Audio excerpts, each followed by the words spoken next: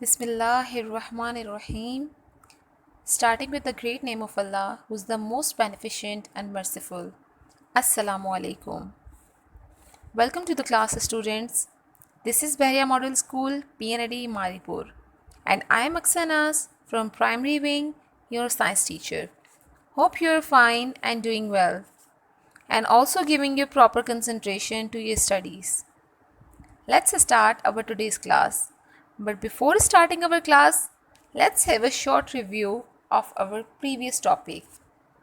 As you know that in our previous class we already learned about heat and its nature, transfer and different things. So try to answer these questions that are displaying on your screen. And your question number 1 is, what is heat? Define heat. Heat क्या है? इसकी एक definition last class में आपको दी गई थी. उम्मीद है कि आप सबको डेफिनेशन याद होगी और आप सब ने सही जवाब दिया होगा. एक बहुत ही शॉर्ट डेफिनेशन दी गई थी. Heat is a form of energy. Heat energy की एक फॉर्म है. And now question number 2 is, what is energy? Heat is a form of energy. आपने जवाब दिया कि हीट एनर्जी की एक फॉर्म है. So tell me that what is energy. अब एनर्जी किसे कहते हैं? एक एनर्जी की डेफिनेशन भी आपको समझाई गई थी, तो आप एनर्जी की डेफिनेशन याद करने की कोशिश करें. And the answer is ability to do work is known as energy. किसी भी काम करने की सलाहियत को एनर्जी कहा जाएगा. होप सो कि आप लोगों ने इसका जवाब ठीक दिया होगा. And your question number 3 is, what is thermal equilibrium? Heat से रिलेटेड इस टर्म को डिस्कस किया गया था और आपको एक एग्जांपल दी गई थी दो मेटल्स की. सो होप सो कि आपको वो क्लास और ये लेक्चर से रिलेटेड ये टर्म आपको ज़रूर याद होगी. So what is thermal equilibrium? Thermal equilibrium किसे कहा जाएगा? उम्मीद है कि आपको इसका आंसर मालूम होगा. And the right answer is the stage. वो स्टेज जिस पर कोई भी दो मेटल्स, कोई भी दो ऑब्जेक्ट, कोई भी दो बॉडीज या सब्सटेंसेस हीट ट्रांसफ़र करना बंद कर दें और उनका हीट ट्रांसफ़र इस हद तक हो चुका हो कि दोनों मेटल्स के टेम्परेचर इक्वल हो चुके हों, उसे थर्मल इक्विलिब्रियम कहा जाता है. और वो स्टेज तब होगा जब दोनों के हीट्स जो हैं ट्रांसफ़र होने के बाद दोनों का टेम्परेचर इक्वल हो चुका है. तो उस स्टेज पर ट्रांसफ़र ऑफ हीट का प्रोसेस रुक जाएगा. जब तक हीट ट्रांसफ़र हुई है, इस पूरे प्रोसेस को थर्मल इक्विलिब्रियम कहा जाएगा. Okay, now let's start our today's class, and today we are going to learn about 3 ways to transfer heat.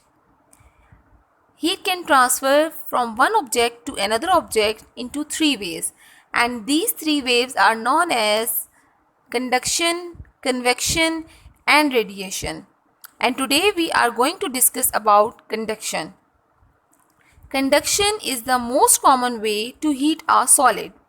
Conduction एक बहुत ही आम तरीका है सॉलिड को हीटअप करने का या सॉलिड में हीट ट्रांसफ़र करने का. It involves heating one part of an object. The molecules of that part of the object vibrate when they are heated. इस प्रोसेस और तरीके में सॉलिड या ऑब्जेक्ट, सॉलिड ले लीजिए या फिर कोई भी ऑब्जेक्ट की एग्जांपल ले लें, का एक पार्ट को हीट करते हैं तो इस ऑब्जेक्ट के इस पार्ट के मॉलिक्यूल्स वाइब्रेट करना स्टार्ट हो जाते हैं. And the vibrations are passed on from one molecule to the next through the object until the whole object has been heated. इस तरह वाइब्रेशन एक मॉलिक्यूल से दूसरे मॉलिक्यूल में होती है और इस तरह पूरा ऑब्जेक्ट हीट अप हो जाता है. बेसिकली इस तरह से हमारी जो हीट है वो पूरे ऑब्जेक्ट में ट्रांसफ़र हो जाती है. अब हीट की के लिए कोई ना कोई सोर्स मौजूद होगी. वो सोर्स कुछ भी हो सकती है. आप आयरन की स्टोव की एग्जांपल ले लें, वहाँ से हीट ट्रांसफ़र हो रही है आपके कंटेनर में, या फिर आपने कहीं पे बॉन फायर हो रहा है, उसके ऊपर आपने कोई कंटेनर या कोई भी चीज़ ऐसी रख दी है, उस बॉन फायर यानी कि उस लकड़ियाँ जो जल रही हैं उसमें से जो आग है वो आपके कंटेनर में किसी बर्तन में ट्रांसफ़र हो रही है. तो हीट की एक कोई ना कोई सोर्स होगी और वहाँ से हीट जब किसी सॉलिड ऑब्जेक्ट में ट्रांसफ़र हो जाएगी तो उस पूरे प्रोसेस को कंडक्शन कहा जाएगा, conduction of heat. We can also explain this process of conduction and transfer of heat in solid by this practical example. For this practical, the things that you need are 4 nails, candle, matchbox, ruler, it can be of steel or iron, और hexo blade. दोनों में से जो भी चीज़ आपके पास easily available हो, ruler या फिर हेक्सो ब्लेड, तो आप उसे यूज़ कर सकते हैं. Let's start to do this practical. इस प्रैक्टिकल को स्टार्ट करने के लिए सबसे पहले कैंडल को जलाना होगा और इसके कुछ ड्रॉप्स 1 से 2 इंच के डिस्टेंस पर ब्लेड या रूलर पर डालने होंगे. अब आप ब्लेड यूज़ कर रहे हैं या फिर रूलर, आप पर डिपेंड करता है. और इन ड्रॉप्स पर फ़ौरन नेल को स्टिक कर देना होगा. इन ड्रॉप्स के ड्राई होने से पहले पहले आपको नेल्स को इनके ऊपर स्टिक करना होगा. और जैसे ही ये ड्रॉप्स ड्राई हो जाएंगे और आपकी जो नेल्स हैं, यानी कि जो कील आपने यूज़ की है, जब वो नेल्स इस पर स्टिक ऑफ हो जाएंगी, देन इसके उस पॉइंट को जहाँ से नेल लगाना आपने स्टार्ट किया था, आपका जो रूलर है उसके वो पॉइंट जहाँ से आपने नेल्स लगाना स्टार्ट की थी, उससे आप सोर्स ऑफ हीट के ऊपर रखेंगे. अब सोर्स ऑफ हीट कुछ भी हो सकती है जहाँ से आपको हीट मिल रही है. फॉर इंस्टेंस आपको वीडियो में दिखाई दे रहा होगा कि हम वीडियो में सोर्स ऑफ हीट के तौर पर कैंडल को यूज़ कर रहे हैं. एक कैंडल जो कि जल रही है, आप स्केल का वो पॉइंट जहाँ से आपने नेल्स लगाना स्टार्ट की हैं, आप उसे कैंडल के ऊपर रखेंगे, जैसा कि वीडियो में आपको दिखाई दे रहा होगा. स्केल को कैंडल के ऊपर इस तरह से सेट करना होगा कि हीट उसके अंदर ट्रांसफ़र हो सके. इस तरह सोर्स ऑफ हीट यानी कैंडल से हीट ट्रांसफ़र होना शुरू हो जाएगी हमारे मटेरियल या ऑब्जेक्ट के अंदर, जो कि हमारे पास ब्लेड या स्केल की सूरत में मौजूद है. यानी कि वो पॉइंट जो कि आपने कैंडल के ऊपर रखा है, वहाँ से मॉलिक्यूल्स वाइब्रेट करना स्टार्ट होंगे और इस तरह से ये मॉलिक्यूल्स वाइब्रेट होते होते पूरे ऑब्जेक्ट को हीट अप कर देंगे.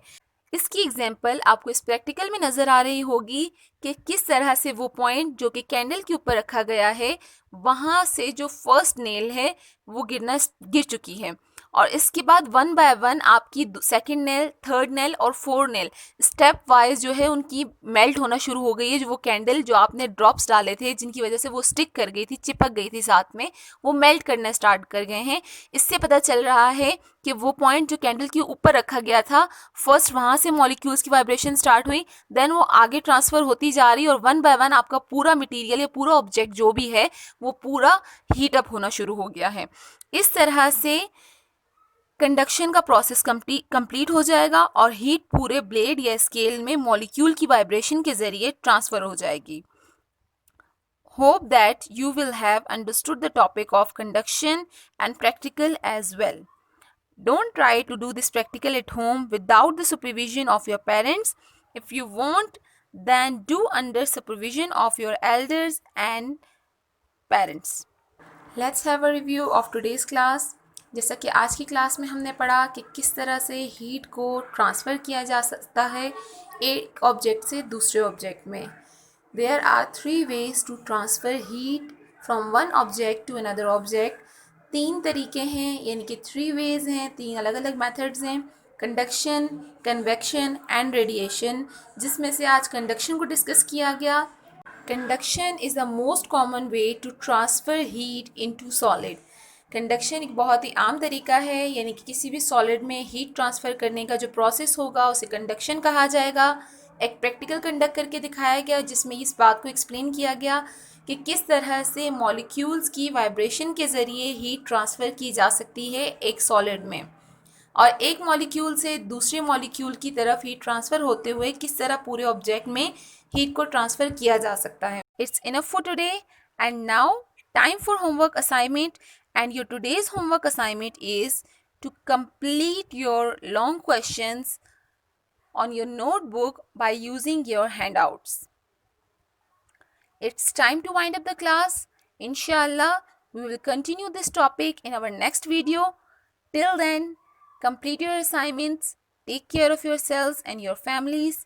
Assalamu alaikum.